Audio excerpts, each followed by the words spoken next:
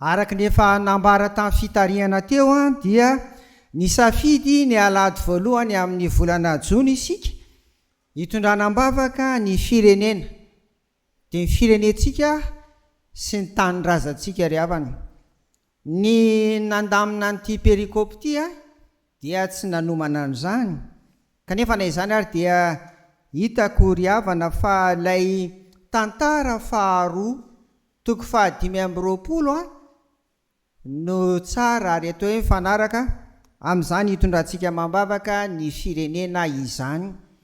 Ka dia sokafy ary ny baibolinareo ry havako, mpanjaka tantara faharoa toko 520 iray manontolo. Raha ny eto amin'ny perikopantsika dia miafara eo amin'ny 12 izy, nefa raha ny tokony izy koa ary ny 11 fa saingy iompanatsika amin'ity tantaran'ny mpanjakan'ny Joda antsoina hoe Amazia ity ny hijerena ny loha hevitra hoe an'ny tompo ny fahefana. Ity tantara faharoa toko 520 ity dia azo zaraina roa ry havana.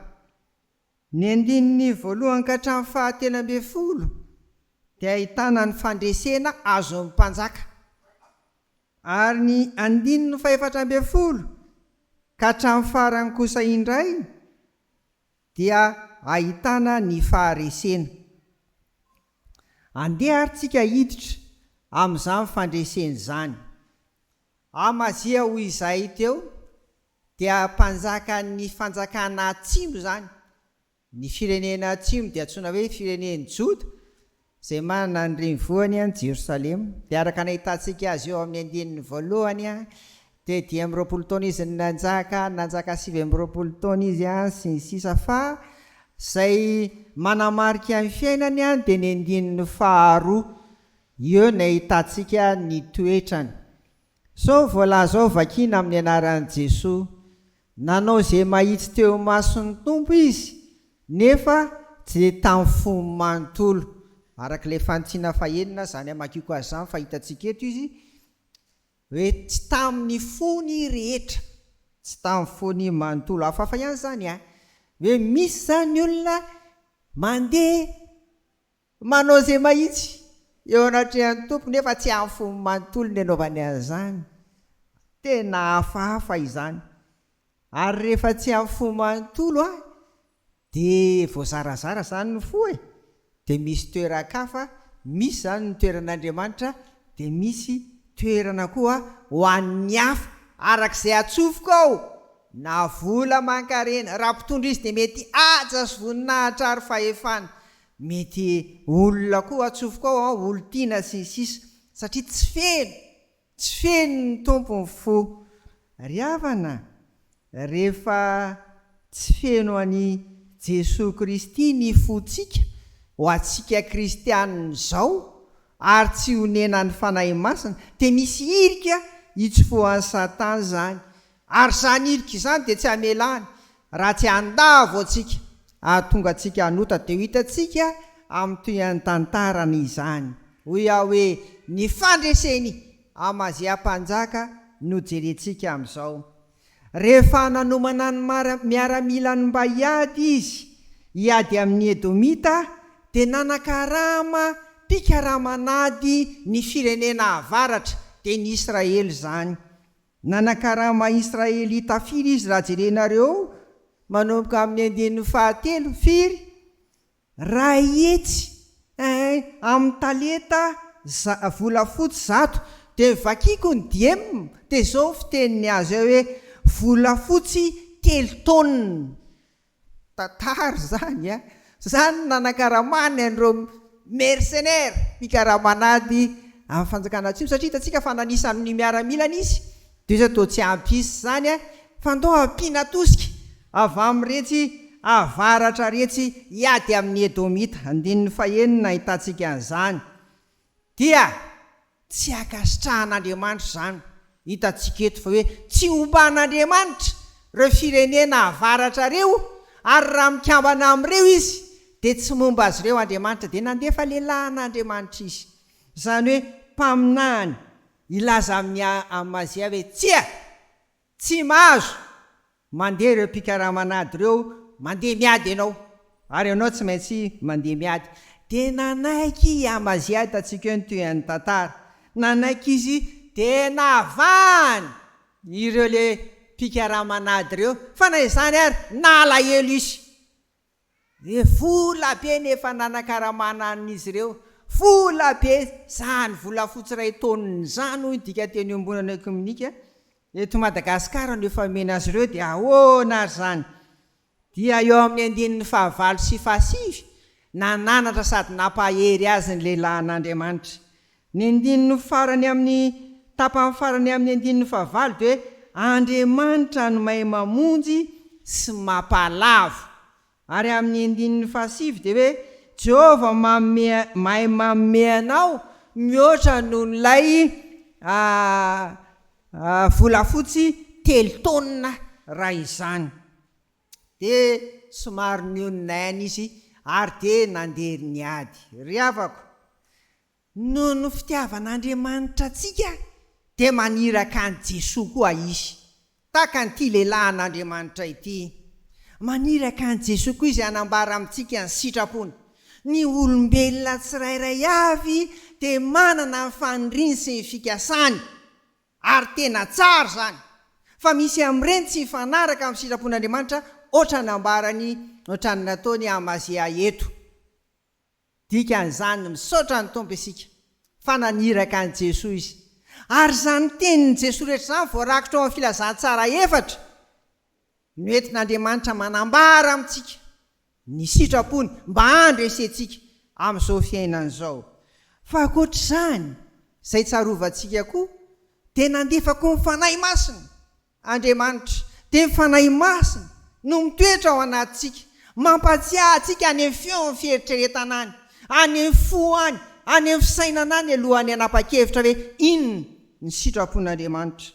Ny fanahy masina de irahan'Andriamanitra amin'ny fotoana rehetra hibitsika ny anatin'ny mpanompony. Satria tian'Andriamanitra andeha amin'ny lalana voasorotra isika andresena, fa tsy andeha amin'izay mety ho eritreretintsika olombelona indrindra ny tahaka izao hoe nanakaramana vola be sy fananana be tahaka izany.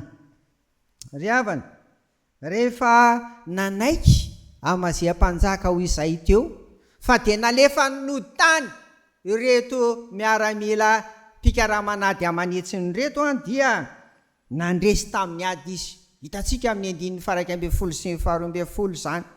Ary tena atao hoe nanakoako zany fandreseny tamin'ny ady zany, satria hitantsika ary nefa rany amin'ny 1:12 fa nisy ireo miaramilan'ny Edomita nazera avy eny tendrombohitra ary motsamotsana ho nivoalazy eo. Ry havako, rehefa manaraka ny tenin'ny tompo isika, manaraka ny tenin'Andriamanitra isika, manaraka ny tenin'ny Jesoa isika, manaraka ny tenin'ny voarakitra ao amin'ny Baiboly isika, manaraka ny pitiky ny fanahy isika, de mandresy. Ry havana, mandresy amin'ny ady atrehantsika.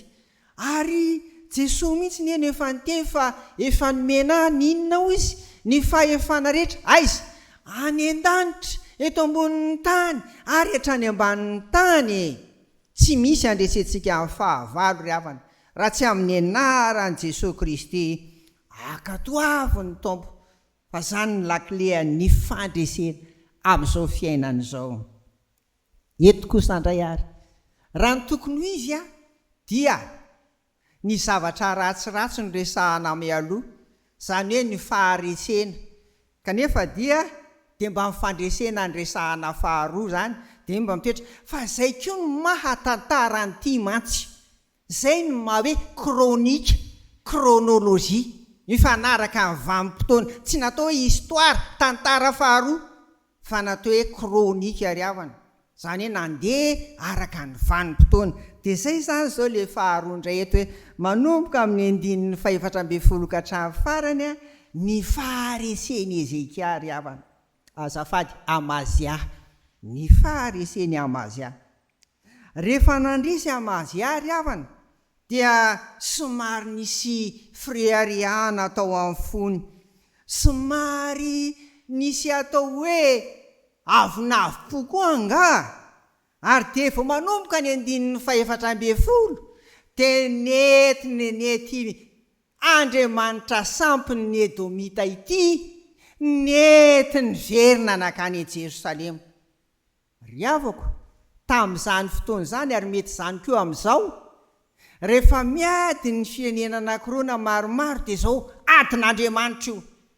Ka izay Andriamanitra mandresy, izay firenena mandresy azafady, dia fandresen'ilay Andriamanitra koa izany. Izay izany le izy. Raha ny tokony izy izany izao fandresena azo ny Amazery zao dia fandresena izy. Fandresen'ilay Jehovah Andriamanitra. Fa ilay Andriamanitra nyresindray no nety no ny 14 ary no tompony. Jereo tsara le izy. Ry havana, ny olona mantsy tamin'izany mba ohatrany hoe kopina meday rehefa avy mandresy dia tokony mitondra zavatra. Zay koa izany le izy. Asa ratsarotsika. Davida rehefa nandresy amin'ny Goliata dia inona ny netiny? Ny lohan'ny Goliata ny netiny. Dia ohatran'izany zany tamin'izany dia tsisy hoentina ary ty raha namana mpanjaka ity dia zay ndoranga ty ny hoentina. Tena diso safidy ary hitantsika ny toy ny tantara manomboka amin'ny 10 sy 11 fa nahatezitra an'Andriamanitra zany zavatra nataony zany. Ry havana, isika tokoa amin'izao fiainana izao na manahoana zava-misy traikefa miferahana amin'ny tompo dia mbola te hanao izay safidiny ny fotsika ihany tsika ary te hanio koa amin'ny hita maso. An'izany hoe fandreseny izany ry havana, ny fandresenao tsy mila deradera fa hita eny izany. Ary izay mahatonga an'Andriamanitra manao aza manao sarin-javatra voasokotra hivavahana tsia. Andriamanitra koa tsy aseho amin'ny zavatra hita maso. Fa Andriamanitra Jesosy Kristy fanahy masina dia aseho amin'ny fiainantsika. Zay no ahitany hafa hoe tena manompo Andriamanitra velona dia Jesosy Kristy tokoa iny olona iny ry havana. Tsy mila asehoseho zany. Ka tezitra Andriamanitra, nalahelo Andriamanitra, dia mbola noho ny fitiavan'olona ihany, dia mbola naniraka lehilahy an'Andriamanitra nampamina nyray izy hitantsika eto. Hiteny amin'ny Amazery hoe tsy mety ny nataonao mila hitsy ianao fa tsy nakatoa an'izany. Ity lehilahy mpanjaka ity noho ny fandresena mezindrezina ho iaho sy noho ny zavatra misy efa hitan'izany. Ry havako, ny lehilahy an'Andriamanitra ho iaho averina ihany fa solotena ny Jesosy Kristy izany. Solotena ny fanahy masina zany raha amin'ny androntsika izao ary solotena ny Baiboly zany. Mampafantatra antsika fa tsy akasan'Andriamanitra ny avinavina ary indrindra ny fanompoana Andriamanika hafa ry havana. Ary mbola nitondra ny fahareseny indray koa dia nilady tamin'ireo Israely ralahany ity mpanjaka ny Joda ity. Dia iny nandraingirangy satria resy ary tonga hatrany Jerosalema ny tany atsimo ny tany avaratra, nandravany ny mandany Jerosalema, norobainy ny volamena sy ny volafotsy tao amin'ny tranon'Andriamanitra. Vokatra izany dia nalahelo satria efa niodina tamin'Andriamanitra. Verina nandeha nanompo sampy indray ity mpanjaka narahana ry havana dia inona ny nefarany? Mikomboko ny olona ary dia namono azy. Voalaza aza fa ny mpanjaka rehetra dia manana ny fasany ao Jerosalema, fa ty Amazia ty hoy ny mpandinika sasany dia tsy tafiditra pasan-drazana. Ry havako, inona nge tsara ho sotonitsika avy amin'izany? Zao rehefa feno fireharehana ny fotsika, rehefa misy avinavina ao am-potsika, rehefa mbola misy ilika zay le hoe tsy nanompo an'Andriamanitra tamin'ny fony izy, tsy feno an' Jesosy, tsy feno amin'ny fanahy masina ny fony, dia mbola niditra indray ny fampotsampy, niditra indray ny tsy fankatoavan'Andriamanitra. Resy anady ry havana, ary resy amin'izao fiainana izao. Asehon'Andriamanitra fa rehefa miala aminy dia asehony ny fahefany, fa manana fahefana amin'izao rehetra izao izy. Izy ny mampandresy ary izy ihany koa ny mamparesy ry havana. Favaka ho an'ny firenena isika, tsy ho an'ny mpitondra ihany fa ho an'ny vahoaka rehetra, indrindra ny vahoaka kristianina no maka lesona avy amin'izao tantara ny Amazia-Mpanjaka izao, ny firenena malagasy ray manontolo izany. Ry havako, rehefa mba nandresy ianao satria hitanao ny fanarahana, fankatoavana ny tenin'Andriamanitra dia izao. Amin'ny manaraka rehetra koa dia izay le hoe tena mandoaly, midina ambany, manetry tena eo anatrehan'Andriamanitra fa nampanjaka ianao, ninninona toeranao dia resy anady ianao. Rehefa feno avinavina fireharehana fampotsapy, tsy fankatoavan'Andriamanitra ny fo, ary izany no anisan'ny tena tsaroantsika amin'ity anio ity, fa anisan'ny maharesy antsika malagasy amin'izao. Ary dia resy mihitsy tsika e, tena mandoalika amin'ny tany, mitrosina amin'ny tany, tena resy isika satria misy ireo tena kristianina mba mandeha amin'ny marina sy ny sisa hainy fa tsy tena amin'ny fony manontolo ny anaovany an'izany, fa mbola misy zavatra hafa-tafatsofika ao amin'ny fony amin'ny fiainanao. Reny zany zao raha tiatsika zany mba andresy ty Madagasikara, andresy ny malagasy amin'izao fahantrana amin'ny lafiny rehetra, ra-tsaina, ra-batana, ra-panahy, ra-toe-karena izao, dia ndao fenotsika ny tompony fo ary akatoa an' Jesosy Kristy sy mibitsiky ny fanahy ary ny tenin'Andriamanitra. Dia ho an'Andriamanitra reny ny voninahitra amin'izany rehetra izany, fa ho amintsika kosa ny fandresena eo ambany fanetretena miaraka amin'ny Tompo. Amen.